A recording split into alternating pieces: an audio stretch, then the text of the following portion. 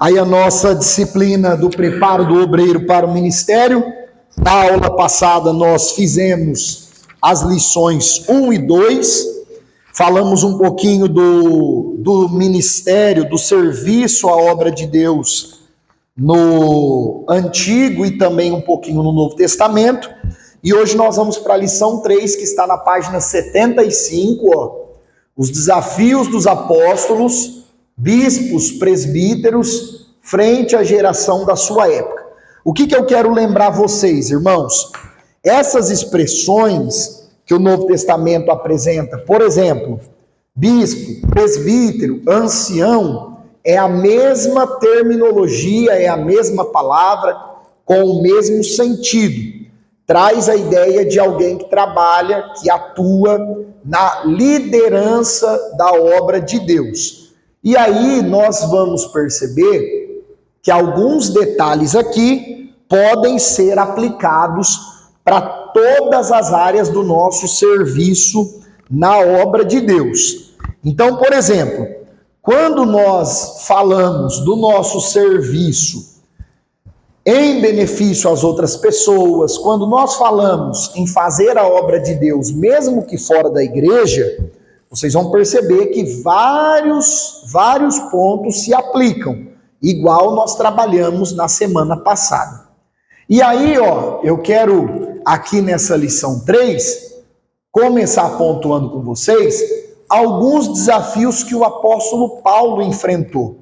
Gente, depois de Jesus, nós sabemos, se nós considerarmos Jesus, foi o maior trabalhador da obra de Deus, sim ou não? Depois de Jesus no Novo Testamento, quem que nós temos? Sem dúvida, o apóstolo Paulo. E aí o apóstolo Paulo, não diferente do nosso tempo, ele enfrentou vários desafios. Vários. E dentre os desafios de Paulo, um dos principais foram as doutrinas enganosas. Paulo trabalha muito sobre o perigo de doutrinas enganosas na primeira e na segunda carta a Timóteo, seu filho na fé. Timóteo ficou para pastorear a igreja de Éfeso e o Paulo, ensinou a Timóteo que eles tinham que tomar muito cuidado com as outras doutrinas. E o que é que Paulo chama de outra doutrina? O falso evangelho.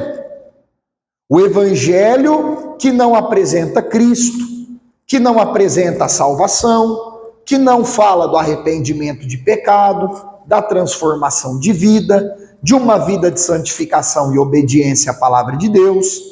Então Paulo vai dizer que esse é um falso evangelho, é uma outra doutrina. E eles deveriam ter cuidado com isso. Por quê, irmãos? Se nós pararmos para pensar, e eu queria convidar vocês para essa reflexão agora, o que é mais difícil? Ensinar sobre Jesus para alguém que não sabe, ou ensinar sobre Jesus de forma correta para alguém que aprendeu errado? É bem mais fácil, não é? A pessoa que está com a mente aberta, você pergunta para ela, o que você entende sobre salvação? Ela fala, não entendo nada. O que você sabe sobre pecado? Ah, não sei nada. O que você sabe sobre santificação? Não sei nada.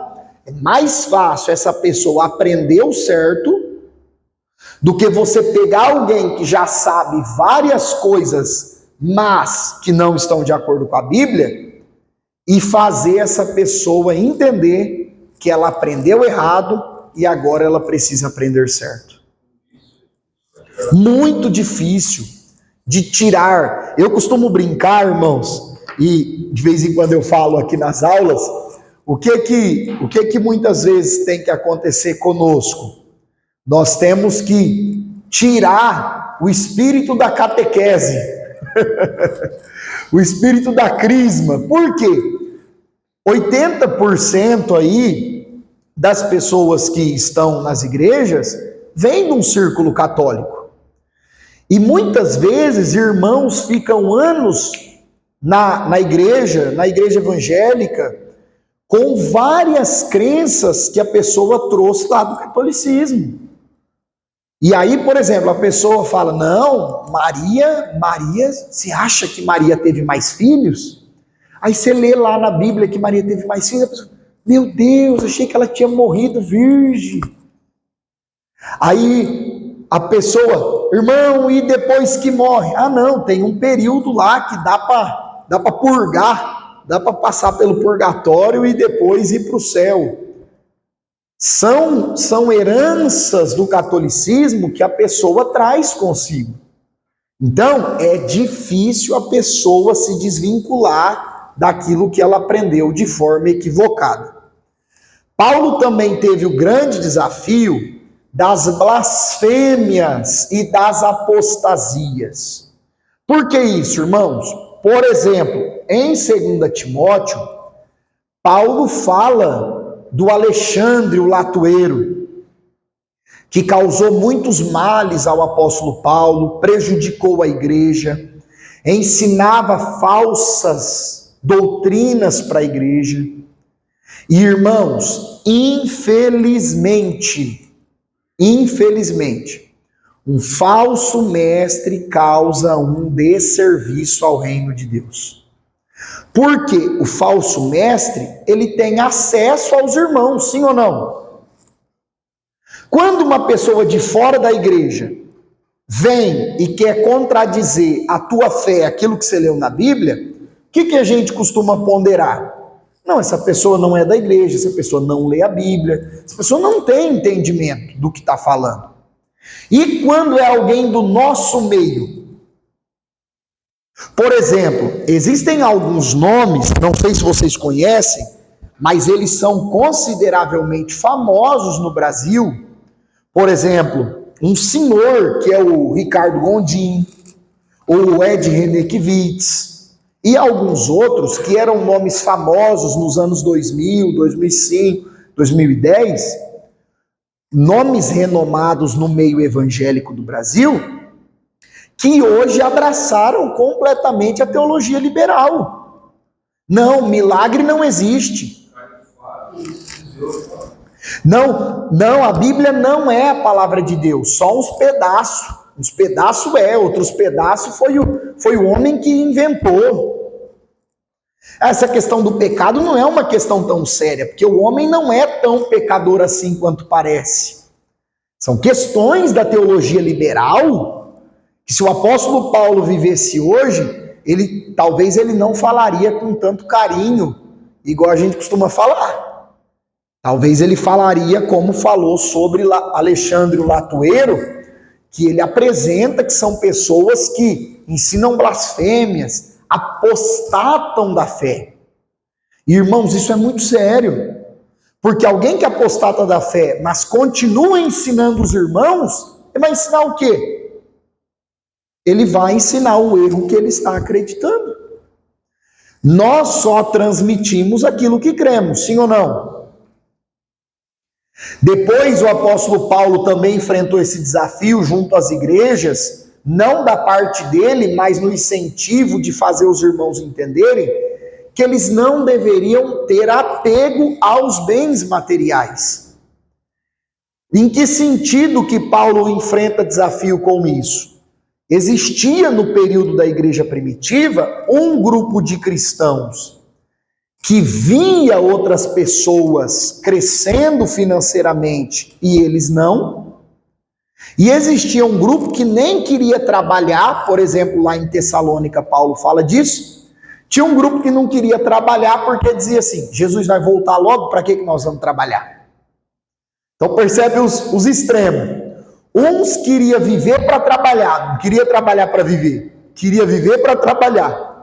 E outros queriam comer o pão da preguiça.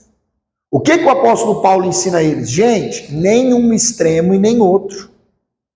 Nós precisamos aí de um ponto de equilíbrio nesse sentido. E, irmãos, hoje Esse aqui também é um desafio que a gente enfrenta, tanto nas igrejas quanto fora, sim ou não? É um desafio. Eu comentei com vocês na sexta que se nós nos compararmos com os piores exemplos, nós vamos falar que nós estamos bem, sim ou não?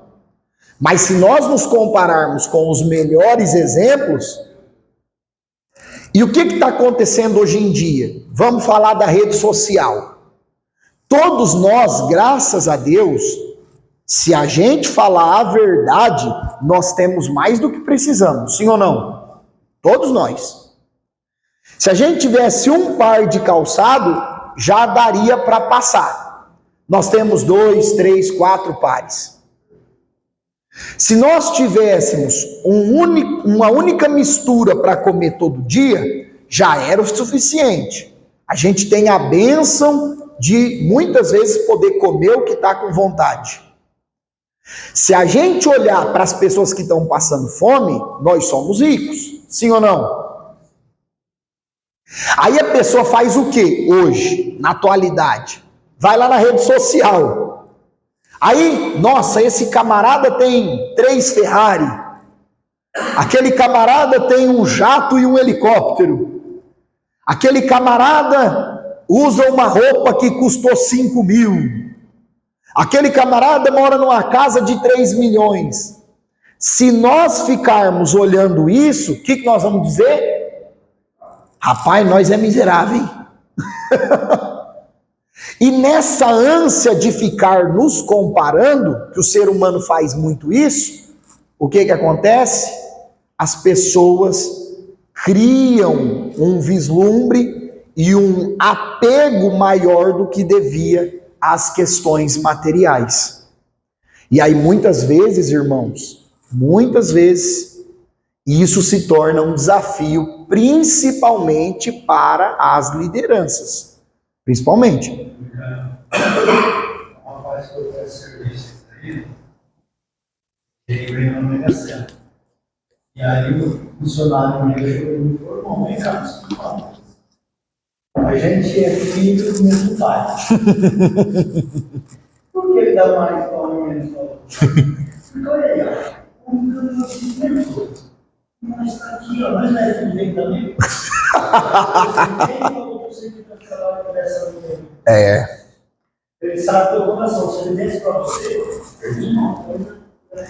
E aí, irmãos, nós temos o exemplo bíblico do Asaf no Salmo 73. Porque isso aconteceu com o Asaf. O Asaf ficou observando a prosperidade de pessoas que não temiam a Deus. E o que ele fala? Quase que os meus pés se desviaram da presença de Deus. Quase que ele abandona a fé. Por ficar o quê? Se comparando. O que o apóstolo Paulo nos ensina nas suas cartas? Quando nós estamos numa fase que temos muito, nós temos que ser grato a Deus. Quando nós estamos em fases difíceis da vida, nós também temos que ser grato a Deus. É nesse contexto que Paulo fala aquele versículo de Filipenses que todo mundo gosta, mas não gosta do que ele escreve antes. Posso todas as coisas naquele que me fortalece. A gente gosta desse versículo só quando as coisas estão boas. Mas o que Paulo está ensinando ali? Que Deus era quem fortalecia ele, tanto no momento de abundância quanto no momento de necessidade. O ideal do evangelho é que nós sejamos gratos, independente do momento, da situação que nós estejamos vivendo. Aí, queridos, o livro também coloca que Paulo teve esse desafio da credibilidade. Por quê? Muitas pessoas não queriam dar crédito no ministério de Paulo. E aí eu trouxe esse ponto de reflexão. Vocês já ouviram falar sobre os 3 P's? Eu digitei um O aqui, pessoal, os 3 O's. Não é os 3 O's, são os 3 P's. Quem aqui que já ouviu falar dos 3 P's? Gente, algumas pesquisas, isso aqui não é só Brasil, isso aqui é nível América. Alguns pesquisadores colocam o seguinte: os 3 P's mais desacreditados do mundo atual são políticos, polícia, e aí considere o sentido civil, judicial como um todo, aqueles que deveriam trabalhar pelo bem, pela proteção das pessoas, e pastores. Então, os pesquisadores colocam que os 3 grupos de pessoas que têm função de autoridade, de liderança, mais desacreditados dos nossos dias são políticos, policiais e pastores. É triste isso, não é? É triste.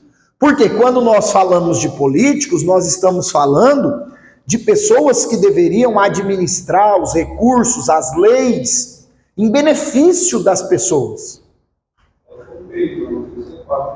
Faltou mais um aí, pastor? Não, aí acho que dá para considerar, né, os líderes religiosos como um todo. Aí o segundo, o meio policial, o meio civil, deveria ser aqueles que protegem, que trabalham em prol do cidadão de bem. E por fim, os pastores, os padres, os líderes religiosos, aqueles que deveriam guiar as pessoas rumo ao céu, em direção ao caminho de Deus. Agora, irmãos, por que isso acontece? Porque são funções que exerce autoridade. São funções que detêm o poder de direcionar pessoas. E aí a grande questão, a grande dúvida, e quem sabe a gente fala assim, irmão Micael, mas nós não somos políticos, policiais, e muitos de nós não somos pastores, eu não estou envolvido nessa. Ok, não como função. Mas e se nós formos pensar aqui como povo de Deus? Como o apóstolo Pedro coloca lá em 1 Pedro 2,9, vós sois a geração eleita, sacerdócio real, a nação santa, o povo adquirido. Será que nós somos povo de Deus só para as promessas ou para assumir a responsabilidade também? Porque ser povo de Deus só para ter as bênçãos é muito bom. A grande questão é que a Bíblia coloca que as bênçãos e as promessas estão atreladas à nossa responsabilidade. Amém? Comentários, dúvidas, perguntas? Vamos seguir? Aí, queridos, o livro também fala do desafio do crescimento, página 81 em diante. Olha só, sobre crescimento da obra de Deus, eu vejo 2 extremos, 2 excessos. Nós temos a numerolatria e nós temos a numerofobia. O que é isso? A numerolatria são pessoas que têm medo dos números. Eu já vi pessoas dizer assim, aquela igreja está crescendo. Certeza que não prega o evangelho. Você já ouviu isso? Tem muita gente. Aquela igreja está cheia. É certeza que lá não está pregando o evangelho correto. Calma aí, irmãos. É claro que tem muitos lugares que vão enchendo com movimento, com falsos ensinos, com o evangelho vem como está, permanece como está. Isso é fato, existe. Mas nós não podemos ter medo quando Deus está fazendo um trabalho, uma igreja, um trabalho que alguém está fazendo crescer. Isso é a numerofobia, medo dos números. E a numerolatria é o quê? São pessoas que só querem trabalhar pelos números. Não, irmão, se a igreja não estiver cheia, eu não prego. Se a igreja não estiver cheia, eu não vou lá. Se não for 20 irmãos no evangelismo, nem precisa me chamar que eu não vou. Isso é o quê? É um apego aos números. Nós não devemos estar nem de um lado nem de outro. O que nós precisamos entender?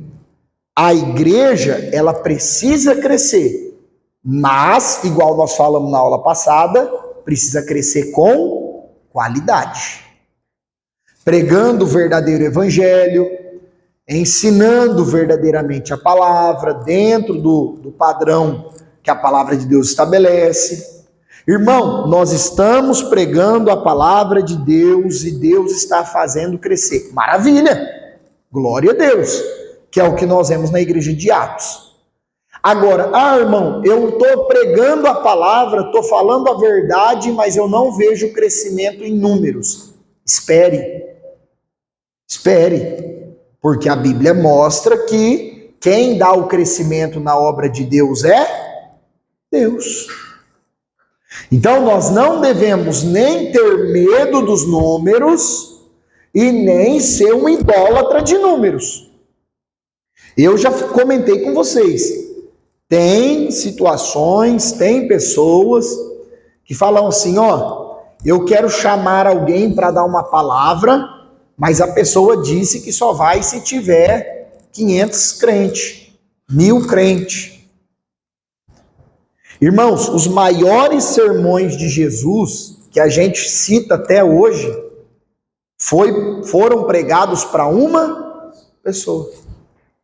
João 3,16, Jesus disse para uma pessoa. João 4,24, dos verdadeiros adoradores, foi pregado para uma pessoa. Então, o eu sou o caminho, a verdade e a vida foi uma resposta de Jesus para um discípulo, que foi o Tomé. Então, grandes mensagens de Jesus muitas vezes eram pregadas para uma pessoa. Então, nós não podemos ficar apegado, quando o assunto é o crescimento da obra, somente nos números. Vou dar um exemplo para vocês, Vamos trazer aplicabilidade para a realidade das igrejas. Imagina uma igreja local que visivelmente o líder olha e diga assim, não está aumentando o número de pessoas toda semana, todo mês. Mas, por exemplo, 10 pessoas iam no culto de doutrina, no culto de ensino. Agora está indo 12. Essa igreja está crescendo ou não está? Crescendo. Olha, nas vigílias de oração, nos cultos de oração, só dava 5 pessoas. Agora está dando 10. Está crescendo ou não está? É claro que Jesus deseja salvar as almas e a igreja deve trabalhar na evangelização para ganhar mais almas. Lógico, isso é bíblico. Mas muitas vezes nós precisamos considerar que uma igreja pode estar crescendo não apenas em número de pessoas. Talvez ela está crescendo no amadurecimento dos crentes locais. Irmãos, se os crentes estão amadurecendo, eles vão ganhar alma, não vão? À medida que nós vamos aprendendo a palavra de Deus e nós vamos amadurecendo na fé, a tendência de nós pregarmos Jesus onde a gente estiver, ela é maior. Então, isso lá na frente vai resultar num crescimento da igreja. Por exemplo,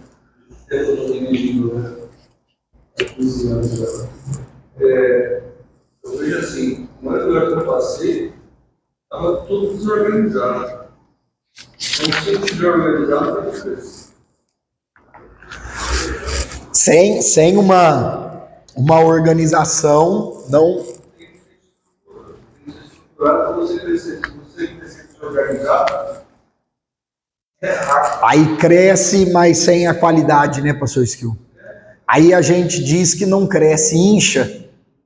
Não é um crescimento, está inflando, não está crescendo. Precisa crescer com qualidade.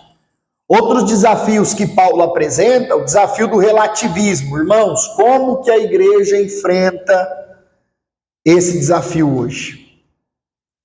E principalmente no quesito evangelização. Você vai falar de Jesus para alguém, o que a pessoa fala? Eu já tenho Jesus. Não é isso que as pessoas falam? Eu já vou na igreja. Eu já tenho Deus no coração. Deus é um só. Deus é um só. Eu sou católico. Ele falou para mim, não, você tem na igreja, não, eu estou pecando, não bebo, no fundo. Quem falou pra você? Você já pegou o cabelo?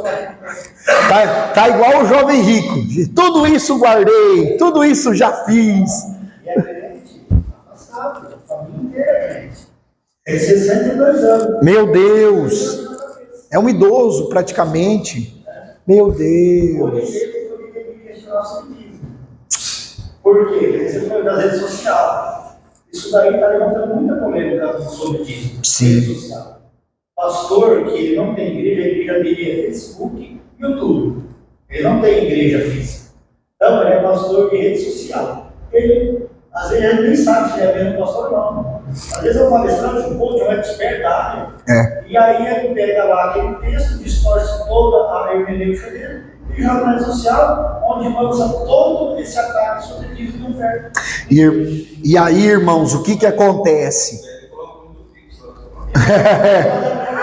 Aí coloca o número do Pix. Irmãos, o relativismo é um desafio que a igreja vai enfrentar cada vez mais. Por quê? Porque o relativismo diz que não existe verdade absoluta. A pessoa olha para você e diz, isso é verdade para você, mas não é verdade para mim. Isso aí depende do ponto de vista. Isso aí serve para você, mas não serve para mim. Agora, irmãos, por que nós estamos vivendo esse tempo? Nós vamos deixar de pregar o evangelho? Não. Você é muito inteligente, rapaz. Você vê que Marçal falar, você com uma sabedoria de eu faço isso. Tem umas coisas que é bom, mas tem umas coisas que engana todo mundo. E assim, irmãos, o que nós precisamos entender? O relativismo, muitas vezes, quando ele está atrelado a questões assim do dia a dia, coisas de profissão, empreendedorismo, etc., beleza. Agora, o que a Bíblia estabelece como princípios, como mandamentos, não existe relativismo. O que a Bíblia estabelece como princípios sagrados, como mandamentos, não existe ponto de vista. É o ponto de vista da Bíblia e pronto, acabou. Ah, mas a minha opinião é essa. Tem assuntos na Bíblia que cabe opinião. Tem assuntos na Bíblia que não existe opinião. É o que Deus falou e fechou. Então, é um desafio que obreiros, os irmãos em geral, pessoas que gostam de falar de Jesus para as pessoas no dia a dia, enfrentam e vamos enfrentar cada vez mais. Cada vez mais. Outro ponto que foi um desafio no período bíblico e é até hoje, irmãos, discipulado. Vou dar um exemplo aqui. Quem aí lembra de um culto que você foi e teve uma pessoa que foi lá na frente que aceitou Jesus? Quem lembra? Quem já foi num culto que teve 5? Num culto que teve 10, já foram? Bonito de ver, gente. Existem cultos, trabalhos grandes, congressos, grandes eventos, às vezes ao ar livre, 100, às vezes 1000, pastor Rogério. O Billy Graham, que foi um pastor batista lá nos Estados Unidos, algumas cruzadas que eles faziam, unindo várias denominações, 20 mil, 30, 50 mil pessoas, e às vezes milhares aceitavam Jesus.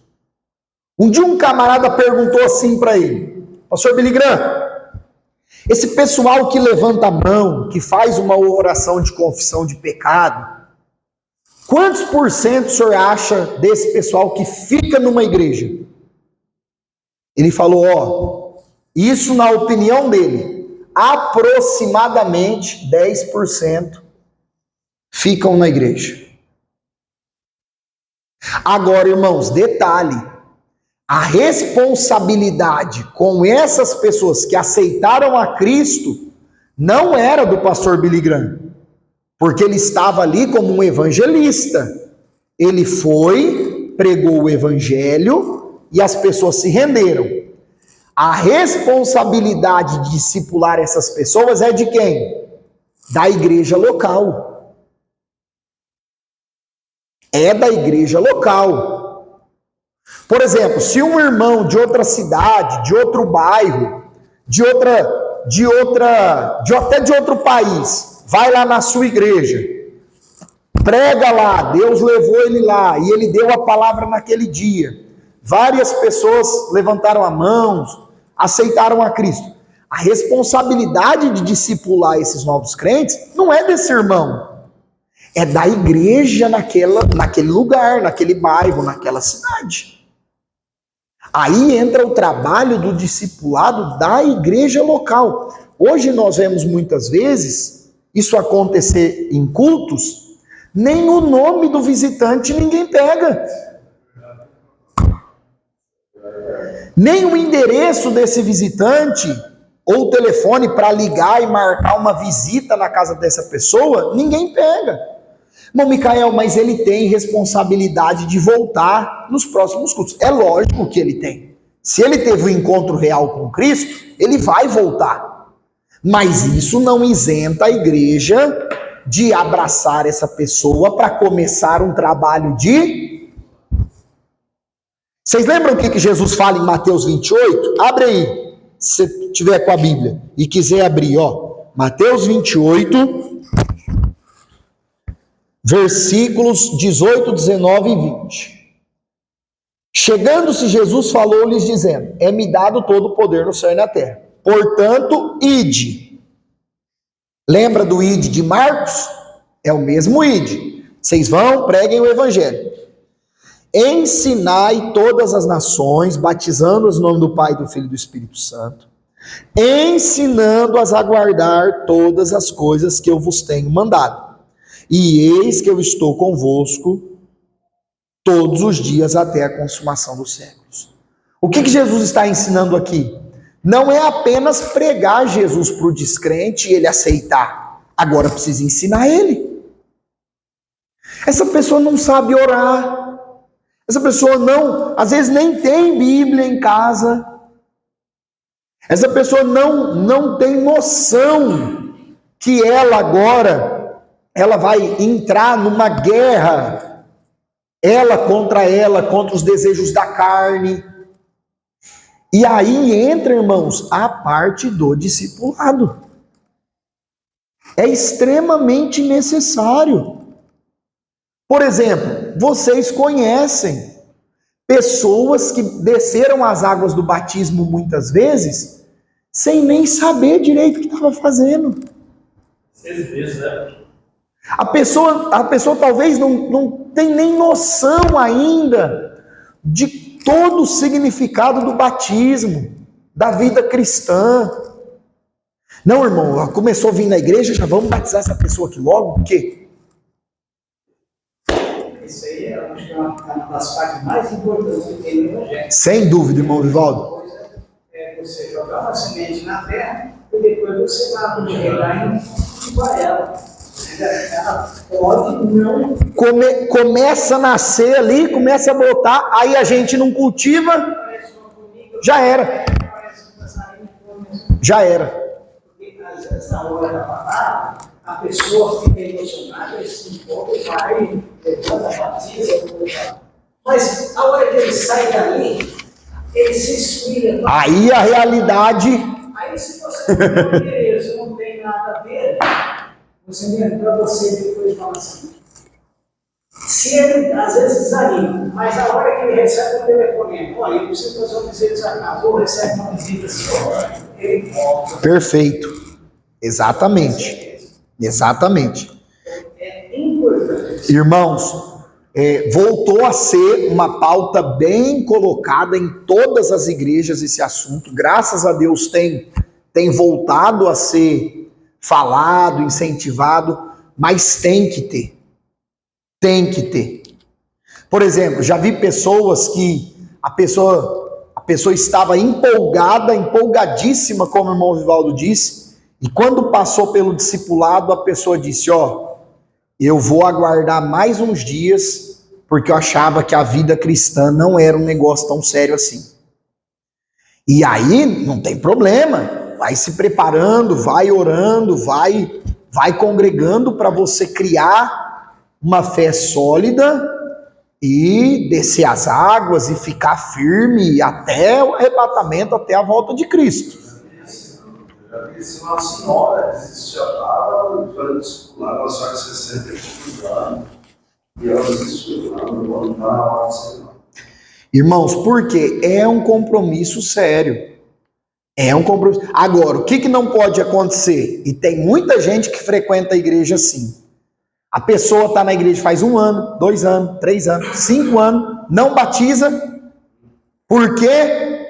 Porque não quer criar compromisso. A pessoa quer ficar, sou crente, mas também não sou. Vou na igreja, mas também vou lá nas baladas, nas festanças lá, tal. Aí, irmãos, esses são os tímidos, que o Apocalipse fala. Os tímidos que não entrarão no reino dos céus é aqueles que têm vergonha de assumir um compromisso com Deus. Aí a pessoa também tem que vigiar para não cair nessa vala, nesse abismo aí. E, gente, tem muito, hein? Tem muito. Em todas as denominações, você pergunta para os pastores, quantas pessoas vai lá de domingo? Ah, lá vai 50, lá vai 20, lá vai 30. Quantos são batizados? Às vezes é a metade. Quantos que participam da ceia do Senhor? Não, é 30% só que participam. O resto, nas igrejas, só é, não sei se vocês sabem disso, só é considerado membro de uma igreja quem é batizado. As pessoas que vão e não são batizadas são consideradas congregados. São pessoas que vão, que congregam, não são consideradas membros. Se tiver uma votação, uma escolha para alguma coisa assim, de ordem jurídica, o voto dessas pessoas que não são batizadas não conta. Nem vale. Depois a timidez, irmãos, como que esse é um desafio que nós enfrentamos, principalmente hoje em dia, com essas questões dos problemas emocionais. A timidez tem a ver, e aqui, irmãos, eu não estou falando de timidez no sentido de pegar o microfone na frente de muita gente e ficar com vergonha. Não é isso. É a timidez, o livro coloca como complexo de inferioridade. Muitas pessoas falam, irmão, não vou falar de Jesus para ninguém não, porque eu nem sou tão estudado, eu nem sei tanto assim da Bíblia. Queridos, uma coisa é você fazer uma explicação, detalhe por detalhe, de um assunto para alguém. Outra coisa é você compartilhar com as pessoas o amor de Cristo, o amor de Deus, o que Deus fez na sua vida, o que Deus fez por nós, ou da onde que Jesus nos tirou. Isso é simples, sim ou não? Isso é algo simples. E muitas vezes, nós como cristãos, nós nos acanhamos. A gente se acanha. Eu lembro quando eu era criança para adolescente, os meninos do futebol falavam, você vai na igreja? Você vai na igreja? E a minha mãe sempre me levava, eu vou lá na igreja com a minha mãe. Tinha, sabe assim, um medo, um receio de falar, não, eu vou na igreja evangélica, é assim, assim. Agora, uma vez que nós temos um encontro real com Cristo, nós não precisamos ter medo. Irmão, você é de igreja? Sou cristão. Eu sou um discípulo de Jesus. Deus mudou minha vida, Deus mudou a minha história e tal. Lá no final da conversa, se a pessoa perguntar, você fala a placa da tua igreja. Lá no final da conversa, se a pessoa se interessar, você fala para ela, o culto é tal dia e eu vou levar você. Mas primeiro, fale de Cristo, apresente Cristo, o que Cristo fez por você, quem Cristo é, e deixa Cristo fazer a obra. Tem muita gente que espanta, né, a pessoa na evangelização, porque já quer chegar, tipo assim, eu sou de tal lugar, eu faço isso. Não, irmão. Apresenta Cristo para a pessoa, a graça, o perdão dos pecados, a nova vida. E pode ter certeza, no final da conversa a pessoa vai falar assim para você: eu vou um dia lá na tua igreja. Que dia que você pode me levar lá na sua igreja? A pessoa vai falar, porque quem faz a obra é Cristo. E por fim aqui, também tem o desafio da convicção. E na aula passada eu comentei um pouquinho sobre esse ponto. Nós precisamos ter convicção naquilo que Deus nos deu, naquilo que Deus nos chamou. Nós precisamos ter convicção. Irmão Micael, mas eu acho que o que eu faço para Deus é uma coisa muito pouca, é muito simples. Mas você tem convicção que Deus te chamou para fazer isso? Se você tiver convicção que Jesus te chamou para fazer o que você faz, irmão, não existe para Deus fazer coisas grandes ou coisas pequenas. O que existe para Deus é se nós estamos fazendo de todo o coração o que Ele nos chamou para fazer. Vamos pegar um exemplo? Um líder, um pastor, cuida de uma igreja de 1000 pessoas. Humanamente falando, ele tem uma grande responsabilidade, sim ou não? E o irmão que vai lá levar um copo de água para uma senhorinha que não pode andar? E o irmão, a irmã que cuida da limpeza? E a pessoa que chegou primeiro no culto para abrir as portas da igreja? Que muitas vezes nós não sabemos nem o nome da pessoa que chega primeiro e abre. A gente olha e fala: não, isso aqui para Deus é muito mais importante. Não, irmãos. Para Deus, independente daquilo que nós estejamos fazendo ou em que área nós estejamos atuando, para Deus, se nós estivermos sendo fiéis naquilo que Deus nos chamou, o Senhor aceita o trabalho de cada um da mesma forma. Essa distinção de quem faz coisa grande e quem faz coisa pequena, somos nós, os homens, que fazemos. E aí nós temos que ter convicção do que Deus quer que nós façamos e fazer com excelência. Fazer o nosso melhor, aquilo que Deus nos chamou para fazer. Amém? Aí nós vamos seguir. Eu estou a partir da página 85 agora, e o escritor do livro coloca algumas questões sobre o passado e o futuro. Irmãos, vocês concordam que muita coisa piorou e muita coisa melhorou? Em tudo, em todas as áreas. E no trabalho do ministério, no serviço à obra de Deus, isso também é real. Muitas coisas pioraram e muitas coisas melhoraram. Vamos pegar um exemplo que a gente sempre fala que piorou: a distração no período que nós estamos no ambiente de igreja.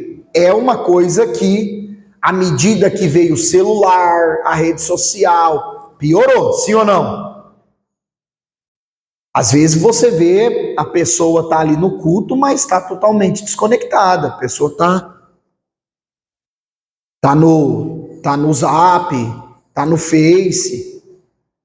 É engraçado, mas é trágico, viu, irmãos? Já vi pessoa jogando jogo do tigrinho na hora do culto. Sistema para trás, irmão, olha ali, não vou falar mais 30 minutos. 5, 10 minutos antes do culto ali, lá na porta da entrada da igreja, e ajoelhou no celular aqui na sala. Então, assim, irmãos, é um ponto que nós poderíamos falar. Isso tem piorado. Isso do pouco também, o cara passa o no celular e mesmo ainda. Aí, se nós formos... O senhor ia falar? Não é o Pix na hora da oferta. Você chegar na igreja, irrita, rapaz. É só se levantar, é só se levantar quando o presbítero, o líder da congregação, e a campainha Sim, apertar, sim. o senhor desviar, né? Aí se levantar. Irmãos, algumas coisas nós podemos citar exemplos de uma piora. Outras coisas nós podemos citar algumas melhoras. O que nós precisamos compreender? Aqui, ó, aplicando ao nosso tema, obra de Deus, ministério, fazer as coisas para o reino de Deus, etc. O que o livro cita como exemplo? Consagrações de obreiros. Escolhas de obreiros para trabalhar na obra de Deus. Muita coisa com relação a isso piorou, muita coisa melhorou. Vou dar um exemplo para vocês, e aí eu coloquei aqui, ó. Infelizmente, existem mais requisitos humanos do que bíblicos. E aí vamos pegar as cartas de Paulo a Timóteo e a Tito. Tem uma lista lá do que um obreiro fiel tem que ser, sim ou não? As primeiras coisas que teriam que ser avaliadas para alguém trabalhar, e aí seja qual cargo for, deveriam ser essas. Os pontos bíblicos. Olha o que a Bíblia coloca. Ah, a Bíblia fala honesto, pessoa que ora, uma pessoa obediente, uma pessoa que dá bom testemunho, marido de uma só mulher, ou seja, família, e assim por diante. Então, nós temos na Bíblia os pré-requisitos que o apóstolo Paulo, que Cristo, que a igreja estabeleceu para alguém poder trabalhar na obra. Infelizmente, muitas vezes, os requisitos principais são aqueles que nós vimos na aula de sexta. A contribuição dessa pessoa, quanto é? Essa pessoa é filha de quem? É parente de quem? Irmãos, eu vou dar um exemplo para vocês. O apóstolo Paulo fala que alguém deve ir para o ministério pastoral após dar provas do seu bom testemunho, após dar provas de ser um ministro fiel. Hoje, irmãos, é claro que o tempo, 1 mês, 2 meses, 1 ano, 2 anos, o tempo é muito assim. Às vezes a pessoa amadurece mais rápido e às vezes demora mais. Mas às vezes nós vemos a pessoa aceitar a Cristo e dentro de pouquíssimo tempo está sendo colocada para trabalhar como obreiro e a pessoa às vezes não tem uma estrutura. Eu vou dar um exemplo para vocês sobre isso. O apóstolo Paulo fala que para ser presbítero, bispo ou ancião, que é tudo a mesma palavra na língua grega, é a mesma palavra, o camarada tem que ser apto a ensinar a Bíblia. Ah, irmão, mas ele é um obreiro, ele é um diácono, faz 15 anos, 15 anos é bastante tempo, sim ou não? Mas se ele não sabe ensinar a palavra, ele não pode ser consagrado a presbítero, bispo, ancião. Não pode. Não pode, gente. Ah, o irmão é uma bênção, mas a família não é uma bênção. Irmãos, então ele pode fazer as coisas para Deus? Pode, mas como um líder, ele não pode atuar, que o apóstolo Paulo fala sobre isso. Então, nós temos que olhar mais para os requisitos bíblicos do que humanos. Vocês, os irmãos sabem disso, O pastor Skill tem, por exemplo, 15 anos no ministério pastoral, pode nos ajudar com relação a isso. Havia um tempo que os pastores ligavam para as esposas dos camaradas. Ô, irmã, como é que é o teu marido em casa? Situação dos pastores irem nas casas dos vizinhos a hora que o obreiro não estava em casa. Boa tarde, como que é o nome da senhora? Ah, Dona Maria. Dona Maria, a senhora conhece o fulano que mora aqui? Ah, conheço. Como que ele é?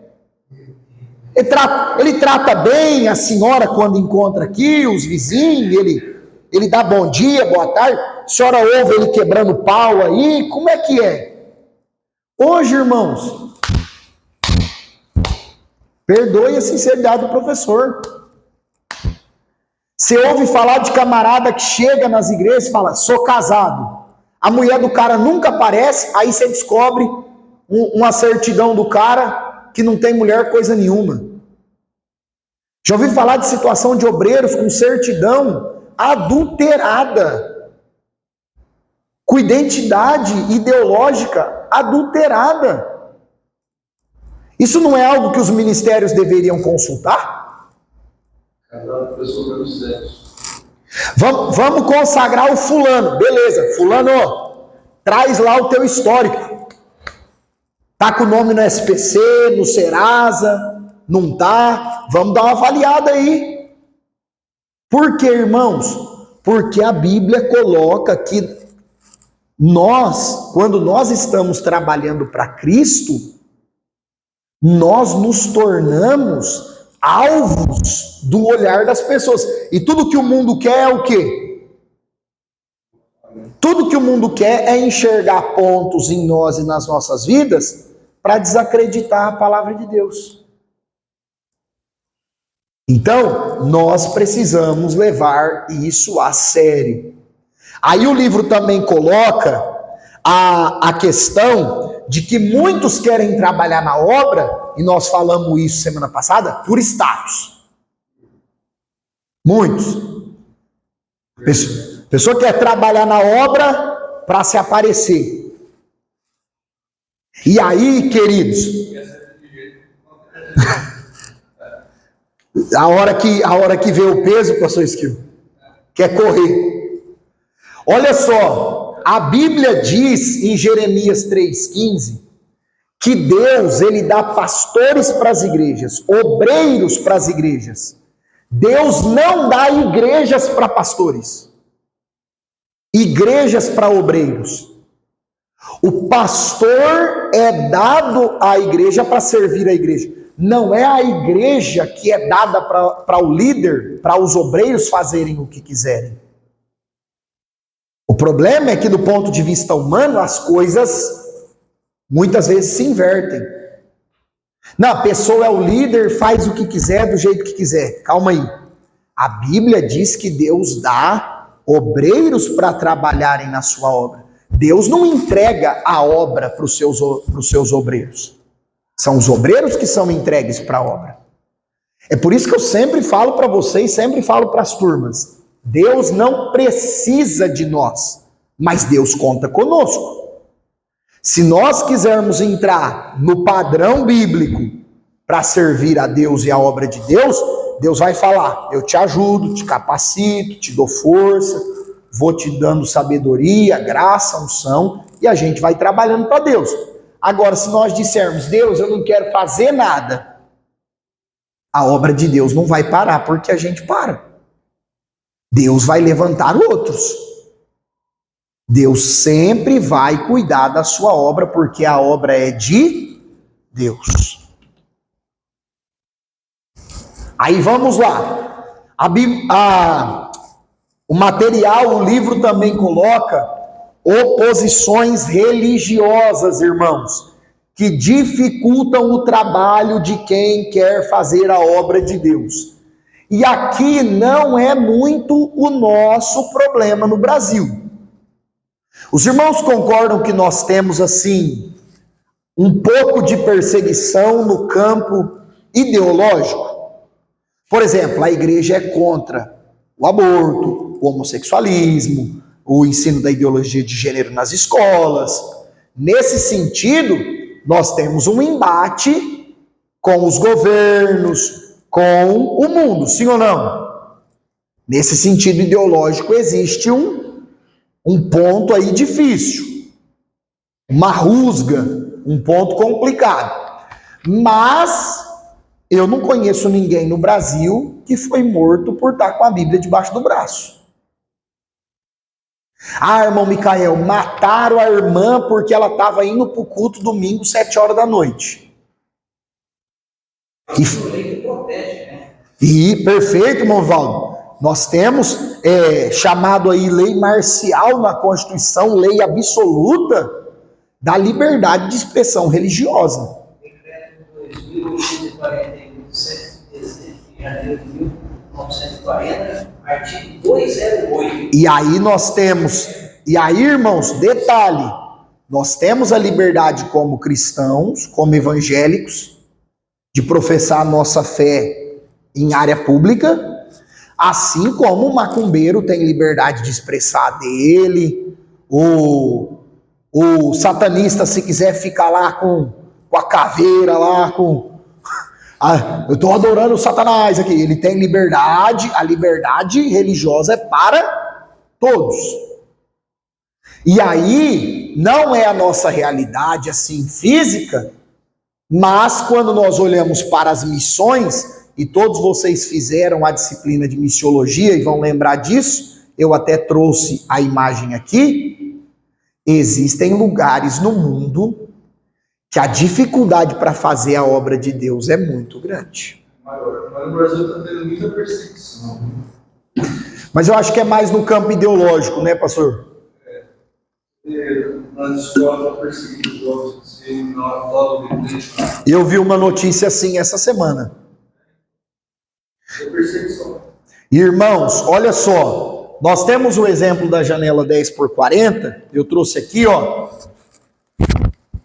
Lá está a maior parte da população mundial. Aqui, ó. Por que janela 10x40, irmãos? Porque nós temos, ó, aqui, a questão da altitude e longitude do planeta. Isso aqui é uma... Tá dando para ver bem daí do fundo? É uma imagenzinha, o desenho do globo terrestre com os continentes. E aqui, ó, em torno das altitudes 0 a 40 e em torno aqui da longitude, que vai aqui do ponto 10º até essa extremidade do Oceano Pacífico, considera-se a janela 10x40, desde o oeste da África até o leste da Ásia. Essa região aqui do mundo estão China e Índia, por exemplo, que são dois países considerados assim, ó, é como se o país fosse pequeno para muita gente. Diferente do Brasil, que é um país muito grande e as pessoas estão espalhadas. O nosso país, ele é muito grande em território e, entre aspas, pequeno em população. A China e a Índia é o contrário. São muito pequenos em espaço e muito populosos. Ali tem em torno de 2 bilhões de pessoas. Talvez 1/3 ou um pouquinho menos de 1/3 do mundo inteiro. E aí, irmãos, os países que mais impõem perseguição contra a pregação do evangelho estão nessa região aqui do mundo. E para que vocês tenham uma ideia, eu trouxe para lembrar, 30% das pessoas do mundo nunca ouviram falar sobre Jesus. Se a gente pensar, é aproximadamente 8 bilhões, não é? Aproximadamente? Bilhões, 8 bilhões de pessoas aproximadamente no mundo como um todo. Não, são... hoje é 8 bilhões, sabe? Quase 8 bilhões, algumas... Já está passando? Se nós considerarmos 10%, irmãos, vão ser 800 milhões, é isso? 10%? Aí, ó, 1/3 disso aqui, ou 30% aproximadamente, são 2 bi e 4 milhões de pessoas que nunca ouviram falar sobre Jesus. Aí a gente fala sobre isso no Brasil, isso não é verdade. Isso não é possível. Agora, qual que é a questão? Boa parte desse povo está aqui, nessa região. Agora, quer ver como que o desafio fica ainda maior? Olha esses dados aqui, que eu trouxe lá da nossa matéria de missiologia. Existem aproximadamente 6.913 línguas ou dialetos no mundo. Por que dialetos? Porque existe idioma que é falado só numa tribo. Existem idiomas que são falados em países bem pequenos. Então, considerando todas as línguas e dialetos, os pesquisadores falam aí algo em torno de 6.900, 7.000 línguas ou dialetos. Gente, é muita coisa, não é? É muita coisa. Os idiomas principais, o primeiro, chinês. Por quê? Porque só lá tem 2 bilhões de habitantes. Depois o inglês, que é a língua universal, quase todos os países falam. E em terceiro lugar, o espanhol. As pessoas falam, o espanhol é pouco. Gente, não é pouco. Por quê? Porque aqui, ó, o que acontece? A Espanha, na Europa, os espanhóis e portugueses também foram os povos que descobriram a América. Então eles levaram a linguagem. Todos nós sabemos e já vimos na rede social pessoas na África que falam português e espanhol, sim ou não? Angola, Guiné-Bissau, Cabo Verde, Moçambique e São Tomé e Príncipe. 5 países dentro do continente africano que fala, e na verdade é um portunhol. Não é nem um português nem um espanhol, é meio que um misturado. E aí, irmãos, o que acontece? O desafio da evangelização fica muito grande. A gente fala, não tem aonde fazer a obra de Deus. Como não? Tem muito a ser feito na obra de Deus. Aí, ó, olha essas informações. Quase 7.000 línguas. 613 apenas, é 10%, nem isso. Tem a Bíblia toda traduzida. Apenas menos de 10% dos idiomas tem a bênção que eu e você tem de ter a Bíblia inteira traduzida na nossa língua. Olha isso. Se a gente pensar no Novo Testamento, como o Antigo Testamento é muito grande, existem idiomas difíceis que os missionários traduzem só o Novo Testamento, para a pessoa pelo menos ouvir falar de Jesus. O Novo Testamento, 1.142 línguas. Também é muito pouco, não é, irmãos? Também é muito pouco. Pequenos trechos da Bíblia, 1.145 línguas. 3.305 línguas, quase 50% dos idiomas que existem no planeta. Não tem nada da Bíblia traduzido. Nada. Nada. Vocês vão ver na história da igreja missionários que vão trabalhar em algumas aldeias que eles não abrem igreja, meu Fábio. E às vezes o camarada fica lá 10, 15 anos só aprendendo o idioma e traduzindo a Bíblia para aquelas pessoas. Aí às vezes a gente fala assim, mas será que... Irmãos, é claro que isso é um chamado de Deus na vida de cada um, mas às vezes alguém fala assim, eu não falo bem, eu não prego bem, eu não canto bem, acho que Deus nunca vai me usar assim para ser um missionário. Existem pessoas que Deus leva para países e a pessoa pode aprender a linguagem, o dialeto e fazer um trabalho desse. Fazer um trabalho assim, que é uma riqueza maior do que um servo de Deus mudar para um lugar, aprender a língua daquelas pessoas e entregar as escrituras sagradas nas mãos daquelas pessoas. E aí, se nós formos considerar um trabalho de tradução da Bíblia, para alguém que se muda para um lugar para aprender uma linguagem nova, irmãos, é de 15 a 20 anos. Existem missionários que chegam em alguns países e aldeias que nem o alfabeto não existe. Irmão Micael, e como que as pessoas aprendem a língua? Igual eu e você aprendemos com os nossos pais. Primeiro você aprendeu a falar ou a ler e escrever? Falar. Eu vejo a vida toda, né? Não conseguiu terminar. Todas as crianças primeiro aprendem a falar do que a ler e escrever. Existem lugares do mundo que as pessoas se comunicam porque vai aprendendo desde criança o que cada coisa significa, mas não existe um idioma específico. E tem missionários que vão para esses lugares, criam um alfabeto e traduzem as escrituras para as pessoas. Então, irmãos, existe muita obra de Deus para ser feita nesse mundo.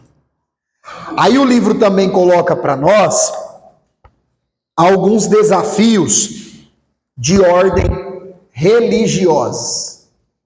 Gente, as religiões, principalmente no que diz respeito a religiões que são bem opostas ao cristianismo, também é um desafio para que a obra de Deus seja feita. Aí o livro traz para a gente 3 principais: budismo, que vocês lembram dos monges, os monges lá do Tibete, e que eles pregam ou eles fazem? Eles tentam se separar totalmente da vida física, material, para buscar uma purificação da alma, uma purificação do ser interior. Irmãos, Jesus ensinou que os pecados procedem do coração do homem, da mente do homem. Não existe libertação, purificação, se não for através de Jesus Cristo. Então, o budismo é um desafio, principalmente na Ásia, Japão, Coreia, alguns países asiáticos, o budismo é um desafio muito grande.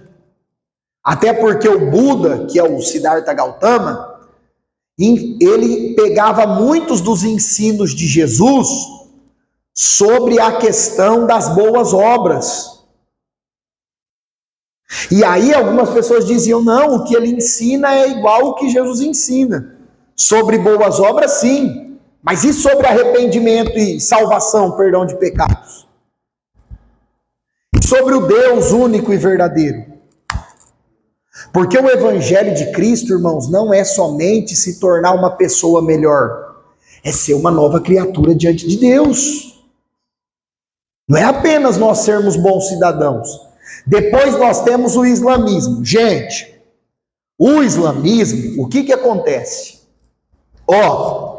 Todo crente no islamismo é chamado de muçulmano. Por que muçulmano? Porque a palavra muçulmano significa submisso. Então todo aquele que é submisso ao Deus Alá e ao profeta Maomé se torna um muçulmano, um islã. O islamismo tem atualmente 2 bilhões de pessoas. Muita gente.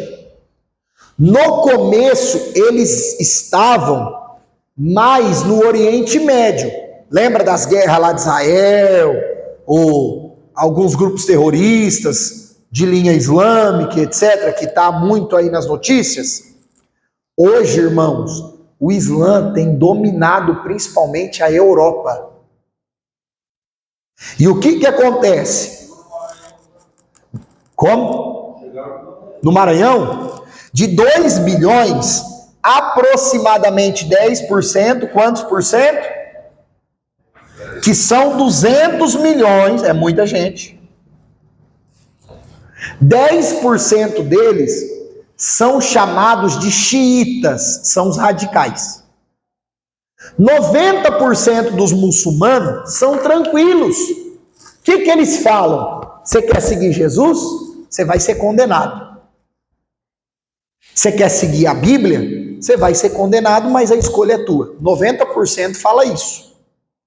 10% são radicais. Você não quer seguir o Alcorão, que é o livro sagrado do Islã. Você não quer adorar Maomé. Você não quer ouvir Maomé. Você não quer adorar Allah e não quer ouvir Maomé, então você vai ser morto. Irmão Micael, é só 10%. O problema é que 10% de 2 bilhões é muita gente. E nesses 10%, que são muitos, estão os grupos terroristas dentro do Islã. E aí, irmãos, é um tipo de religião por imposição. Quase o Brasil inteiro, irmão Vivaldo. Quase o Brasil inteiro. Então é assim, ou você se torna muçulmano, ou você é morto. Aí ganha adepto mesmo, né, gente? Aí ganha seguidor mesmo. Isso surgiu no ano 600. Então, o que os estudiosos colocam, o movimento islã surge, irmãos, com o profeta Maomé, no 5º ou 6º século depois de Cristo, no período que a igreja, ao invés de estar pregando o evangelho, estava vendendo terreno no céu, estava cobrando as indulgências. Foi nesse período que surgiu o negócio do purgatório, missa de 7º dia, acender vela, foi nesse período. E aí a igreja começou a fazer as famosas cruzadas, Guerra Santa. E enquanto a igreja, instituição, porque a igreja fiel a Cristo sempre existiu, mesmo que nos becos, nos valados, as escondidas, dentro das montanhas, os crentes fiéis sempre existiu. Mas a igreja de instituição estava preocupada com isso. Surgiu o movimento islã. Surgiu esse movimento aí. Que o Maomé fala que o anjo Rafael, a Bíblia fala do Miguel, fala do Gabriel, aí inventou o Rafael. O anjo Rafael revelou o Alcorão para ele. Irmãos, existem suratas no Alcorão, suratas são versículos, que diz, matai todos os judeus e cristãos. Por exemplo, esses movimentos homossexual aí, existe surata lá do Islã que fala, matai todos os gays. Só que 90% interpreta isso de forma ilustrativa. Não leva ao pé da letra. 10% leva ao pé da letra. Agora, como é que faz para pregar Jesus numa cidade, num país dominado por eles? É muito difícil, irmãos. Muito difícil. Existem testemunhos de missionários, até na internet tem testemunhos de ex-jogadores de futebol famosos que se converteram.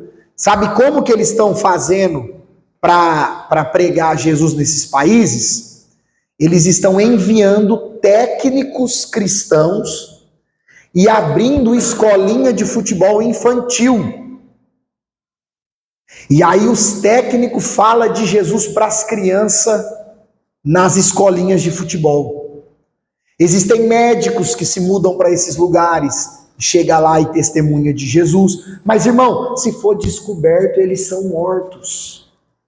São mortos.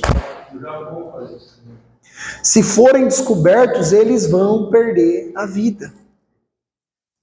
Aí depois nós temos o hinduísmo, principalmente na Índia. Irmãos, olha só. Enquanto para o Islã você não pode falar de Jesus, porque senão você vai ser morto, no hinduísmo você pode falar de Jesus o tanto que você quiser. Nossa, irmão Micael, então é bom, calma aí. O hinduísmo era igual quando Paulo foi pregar em Atenas. Lembra desse texto bíblico? Paulo chegou em Atenas para pregar, eles tinham muitos. Isso é o hinduísmo. Você chegar para um hindu e falar assim, ó, eu quero falar de um Deus para você. Eita, maravilha. É um Deus poderoso? Rapaz, esse é poderoso. Levantou morto, expulsava espírito maligno, curava. Rapaz, esse Deus aí é do bom. Manda. Aí você fala de Jesus para ele. No final o hindu vai falar o quê? Eu quero esse Deus. O problema é se você dizer assim para ele, ó, Jesus é o único Deus. Ou então, você vai ter que abandonar todos os falsos deuses para crer só em Cristo. Não, aí não dá. Porque no hinduísmo, irmãos, e vocês veem isso na TV, nos filmes, a vaca é um Deus. Olha que tristeza, não come um churrasquinho. Existem pesquisadores que falam que os ratos na Índia comem mais do que seres humanos comem em países de baixa renda. Porque lá os ratos não têm que ficar comendo lixo, eles fornecem muitos alimentos, porque o rato é uma divindade, é um deus. Fala-se de 200 milhões de deuses, tudo vira Deus. Isso é chamado, irmãos, de panteísmo. Deus é tudo e tudo é Deus. Olha, Deus é esse balde, Deus é aquele boné, Deus é essa televisão. Tudo é Deus e Deus é tudo. Mas se nasce uma pessoa com uma mania, já vê um Deus.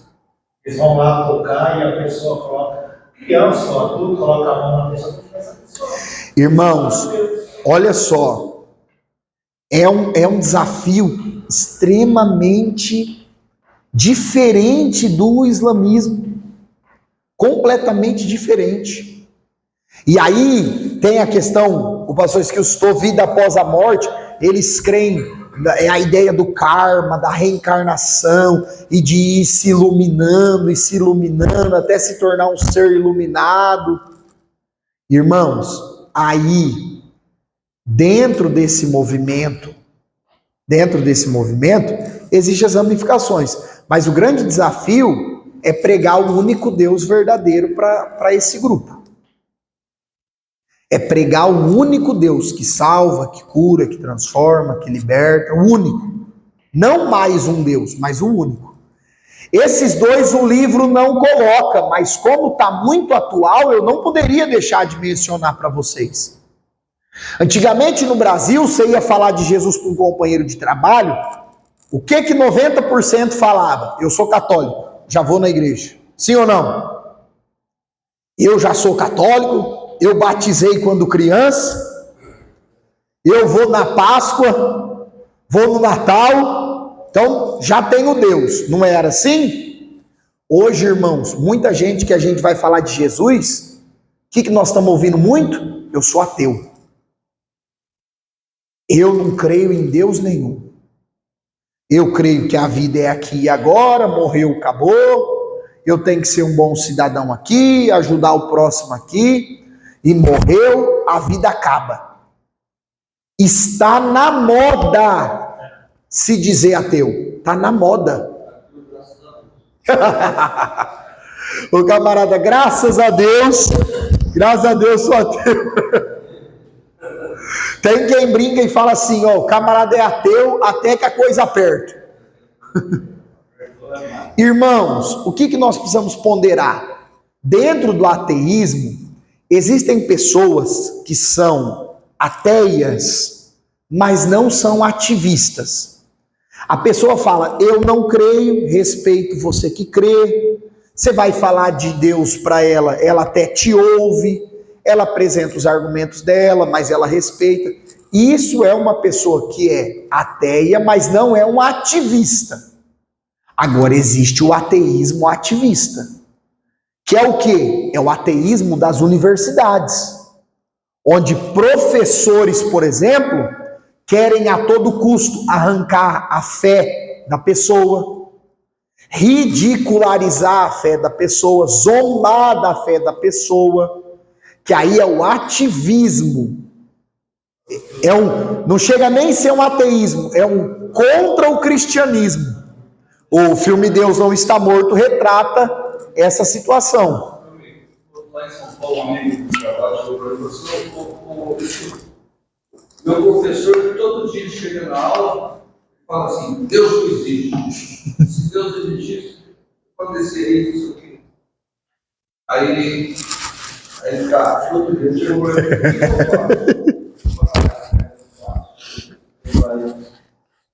eu chego para ele e falo assim: ó.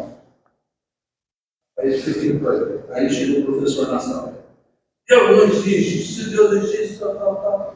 Aí ele falou assim: aí o meu amigo falou assim: ô professor, aqui o senhor é ateu, né? Mas o senhor sabe que é o senhor que mais fala de Deus aqui. E se Deus não existisse, o senhor não precisava ser ateu.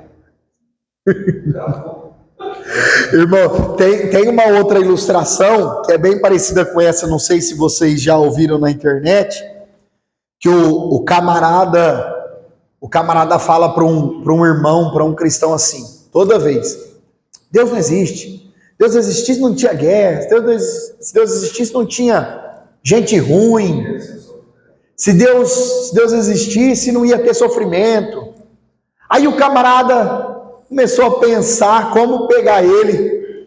E esse camarada era um camarada que usava cabelos longos. Aí um dia ele chegou: Deus não existe. Aí o camarada falou: calma aí. Falou para ele: barbeiro não existe. Aí, Jonathan, barbeiro não existe. Rapaz, barbeiro não existe. Barbeiro, cabeleireiro não existe. Aí eu: mas como assim barbeiro não existe? Pô, se barbeiro existisse, não tinha gente com cabelo grande, não tinha mulher com cabelo sem aparar as pontas, né, irmão Ivan? Não tinha morador de rua cabeludo, barbudo. Então, assim, cabeleireiro e barbeiro não existe. Aí o camarada: não, mas essa pessoa pode ir no barbeiro. Se ela não tem condição, ela vai lá numa ação social que tem aí de vez em quando e corta o cabelo e faz a barba. Ele falou: pois bem. Pois bem. A pessoa sabe que o barbeiro existe porque ela vai lá e procura. Procure a Deus para você ver se Deus não existe. Procura a Deus para você ver se ele não existe. E aí, irmãos, já trazendo para nós, é uma ilustração que eu lembrei e gosto muito. Eu perdoo o professor aí, vocês sabem que eu sou bom de desenho, né? O que vocês estão vendo aqui? Vamos ver. Meu Deus! Olha o relativismo. Ô louco, irmão, vocês estão vendo o guarda-chuva? Vai ficar mais fácil. Oh, mistério! Estou melhorando nos desenhos, hein? Um avião. Eu ouvi uma ilustração, achei fantástica. O camarada fala assim, ó. Tava o pai e o menininho. Aí o menininho olhou pro pai e falou assim: pai, os avião é muito pequenininho. Olha lá no céu, que avião pequeno. Por quê, irmãos? Porque ele estava vendo de... Aí o pai um dia pegou esse menino e falou assim: filho, vou levar você num lugar. Aí falou: que lugar, pai? Vou levar você num lugar que tem avião. Aí chegou lá, colocou o menininho na frente do avião. O menininho falou: pai, isso é muito grande. É muito maior que um carro, é muito maior do que um ônibus, é muito maior que um ser humano. Aí o pai olhou para o menino e disse: filho, Deus é da mesma forma. Quando nós estamos distante e só vendo ele de longe, parece que é tão pequenininho, quase nem faz diferença. Mas conforme nós vamos nos aproximando, nós vemos e descobrimos o quanto Deus é grande. Então, irmãos, Essa questão do ateísmo é um desafio. Depois, e aí eu coloquei esse aqui também, porque tá na moda, viu? Estados Unidos, Europa, isso aqui tá uma febre. É a ideia do ocultismo.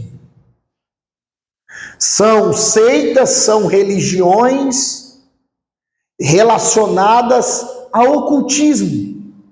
Aí o camarada usa um chá, usa uma droga, aí fala que tem visões. Não, eu vi uns gnomos, eu vi umas florestas. Gente, como que isso está na moda? Aqui no Brasil, por exemplo, tem um influencer famoso, ele fala que a maior experiência espiritual que ele teve foi quando ele tomou lá uns falam a ayahuasca e outro a ayahuasca, que é um composto de ervas alucinógenas. A pessoa fica... Ele falou, a maior experiência com Deus que eu tive foi quando eu tomei isso. Irmão, como assim? Ué, encher a cara de cachaça, ficar bêbado, vendo 3 enquanto tem um, vou falar que tive experiência com Deus? Camarada, fumar maconha lá, ficar doido, a maior experiência que eu tive com Deus. Como assim, gente? Eu falar um negócio, mas eu não acreditei não. Ela falou assim que os caras que evangélicos, ele tira um dia pra pegar. Verdade. Sabe o que eles fazem? Eles vão um dia, ou eles bebem, ou eles fumam. Até cair? Não, só aquele dia lá eles vão beber. Pode ser. Irmãos, olha só. Olha que ponto. O que Jesus fala lá ainda que Jesus falou isso para os fariseus, que lia, mas não conhecia. Errais por não conhecer as Escrituras e nem o poder de Deus. Irmãos, existem muitos movimentos relacionando-se com coisas ocultas. Gente, existe as forças espirituais que a Bíblia fala, e só tem 2 fontes. Ou é de Deus, ou é do diabo, do Satanás. Aqueles mágicos que aparecem, os caras têm os turistas. Os caras tiram os negócios do nada, ele enfia a mão no jornal, tira isso daqui. O que ele está fazendo ali? Ele está puro cultivo. É tudo cultivo. Irmãos, tem muitas seitas aparecendo relacionadas com isso. Muitas. Uma coisa. Eu vejo aquela igrejinha no coração lá, a pessoa é viciada em alguma, tabagismo, alcoolismo, outra. A pessoa está aqui, mostra a cocaína, fica doido para consumir. Aí o cara vai lá, ele finge que olha, aquilo para mim é hipnotismo. Hipnotismo a pessoa, depois que ela volta, ela sai dando ânsia de vômito. É o lencinho lá do Manassés? A unção do esquecimento. São práticas de ocultismo dentro do ambiente de igreja. Sim.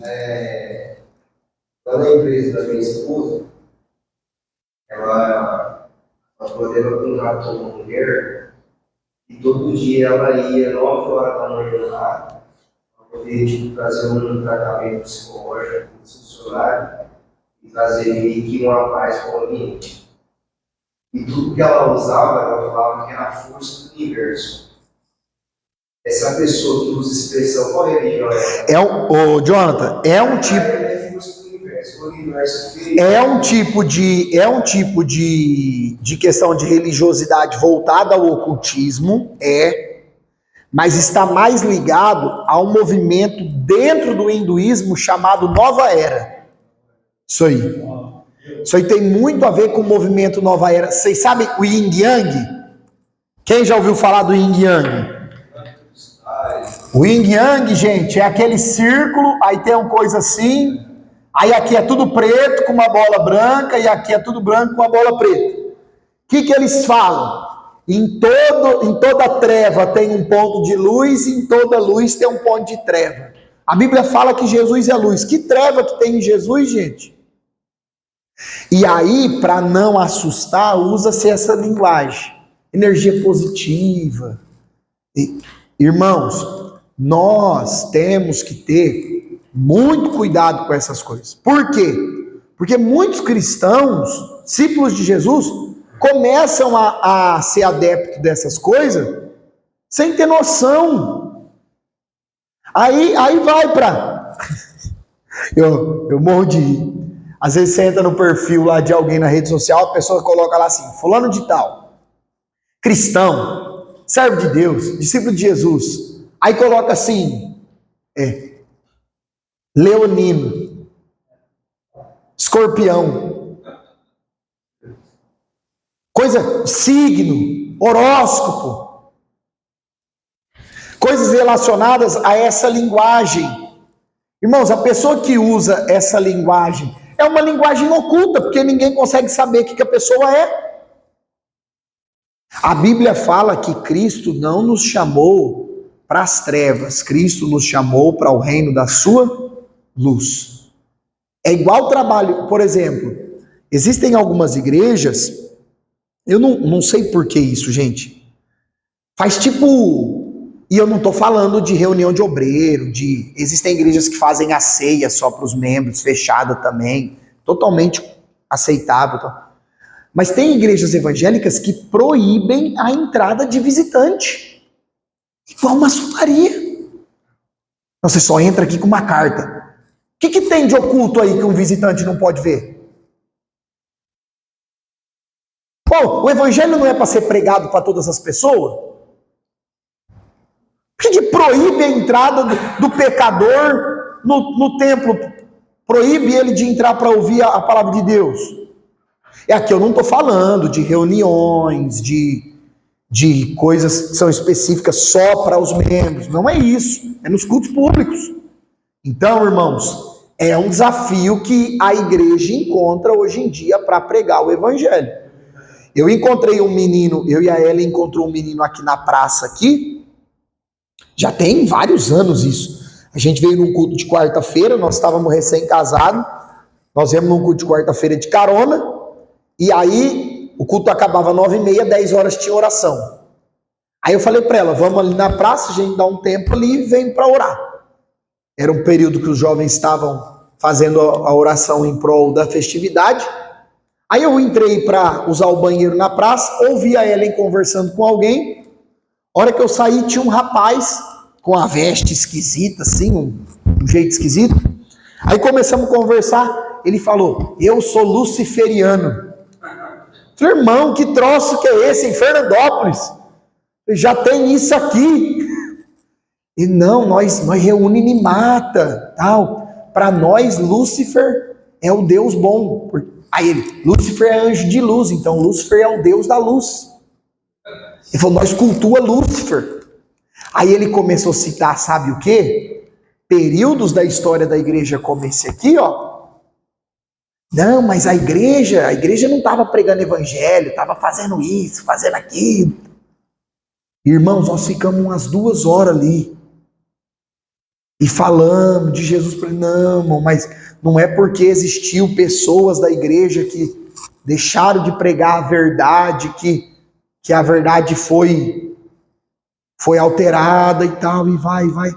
Por fim, eu peguei o telefone dele, tentei várias vezes levar ele nos cultos, ele nunca foi, e disse que tinha essa seita, essa religião de ocultismo em Fernandópolis. Meu Deus do céu, aqui quase não tem nada, vai ter um trem desse? Misericórdia! E é um desafio. Estava falando, trabalhando na mulher contratou uma pessoa para cada funcionário consultar no trabalho, né, psicólogo, né, psiquiatra. Hoje eu vou conversar com a Jaqueline, ela estava conversando com o rapaz que ela conhece, que trabalha no Rio. Ele é casado com uma mulher que se vincula em igreja, ele não igreja para ela está ótimo. E ele vai indo atrás dela. E aí ele chegou nela hoje, não estou aqui atacando ele, Eu estava doido na Romulfa. Olha lá, é assim, ele explicou porque a camarinha é preta, e só que tem uma coisa, para se tornar membro, quando a gente começa aí, tem que passar por um psicólogo que vai avaliar, vai te questionar a tua vida, por que você saiu daquela igreja, está indo para aquela, e não falou. E eu pude fazer uma comparação. Necessitou aí Alexandre no Latoeiro, tem outro Alexandre também que a gente pode dizer se é Sim. lá em Timóteo, lá, acho que é o 20, que fala junto com o Emineu, depois fala de novo de Emineu e Fineus, que dentro do cristianismo eles introduziam esses outros tipos. E também no judaísmo eles estavam trazendo de volta. Isso a gente vê nessas igrejas que hoje está arrastando muita multidão. Tem nada de cuidado, não estou atacando o mas ela relatou isso para mim hoje, o rapaz falou, ó, lá a gente passou por um psicólogo. Agora deixa eu falar uma coisa pro senhor. A hora que eles passar pelo trabalho de discipulado, eles vão sair de lá. Eu tenho gente da família aqui assim, nossa, eu tô indo, nossa, como que é bom, como que é bom, como que é bom. Aí a hora que sentou pro discipulado, falou, não, tem que levar a sério, não, então não quero ficar não. A justificativa que ela falou, que ele deu sobre as paredes é como uma pessoa vai receber uma revelação. Não precisa dos outros ficar sabendo com aquela pessoa. Ah, não acredito que deram essa justificativa, não. Irmão, a justificativa para essa questão visual das igrejas, no Brasil todo, boa parte está mudando, questão de cor. Quando o pastor Eliseu chegou aqui, ele até comentou que ele consultou um cara, engenheiro visual, e isso é visto em teatros, por exemplo. Quando a iluminação foca só na pessoa que está falando, a gente presta mais atenção, porque luz, principalmente luz amarela, causa sono e tal, mas eu acho que são desculpas de algumas pessoas que não querem afirmar e vai acabar não ficando em lugar nenhum, infelizmente. Irmãos, por fim aqui, o livro apresenta alguns desafios ou tentações que Jesus teve e que todos que fazem a obra de Deus vão passar por essas tentações. E aqui é um paralelo do que o Satanás tentou Jesus e tenta todos nós. Primeiro, vocês lembram que o diabo falou para Jesus transformar pedras em... Eu pergunto para vocês, Jesus poderia ter transformado pedra em pão? Tinha poder para fazer isso? Claro que sim. Jesus podia ter transformado o mundo inteiro em pão. Sendo Deus. Agora, irmãos, o que o Satanás queria? Que